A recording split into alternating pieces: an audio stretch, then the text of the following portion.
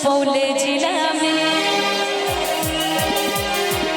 आई बेचे गोरे हमर मिथिला में टूटता भगवान सुपौल जिला में बेगूसराय के छोरा न छोड़तो काटो जना भपटिया ही के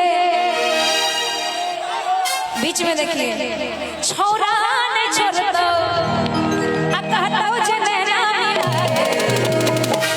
मधुबनी सनक कटिहार के जन सब देबो मधुबनी सनक कटिहार के जन सब देबो गोरी हमें कुछ उतर सब देबो आ जाना आ जाना आ जाना आ जाना आ जाना आ जाना आ जाना जब दिल न लगे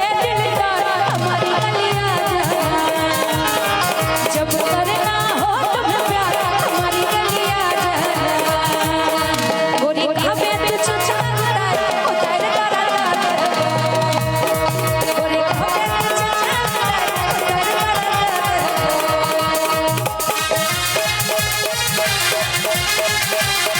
अरे जिया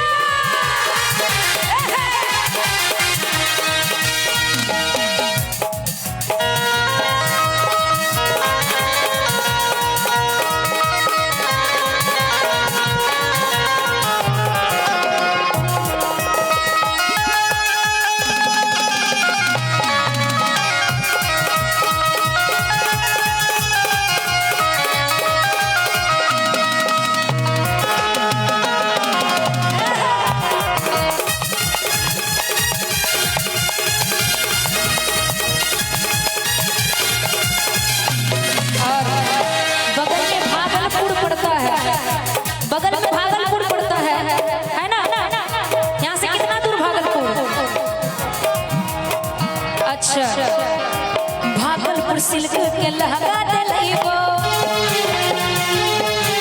मुजफ्फरपुर के तोरा लाली दिलैबो भागलपुर सिल्क के लहंगा दिलैबो मुजफ्फरपुर के तोरा लाली दिलैबो समस्तीपुर जाकर बाली ले आइबो झुमका रानी तोरा आगे समस्तीपुर जाकर ओठा लाली ले आइबो अरे झुमका रानी तोरा सीतामढ़ी सनक कटिहार के जन सब देबो सीतामढ़ी सनक कटिहार के जन सब देबो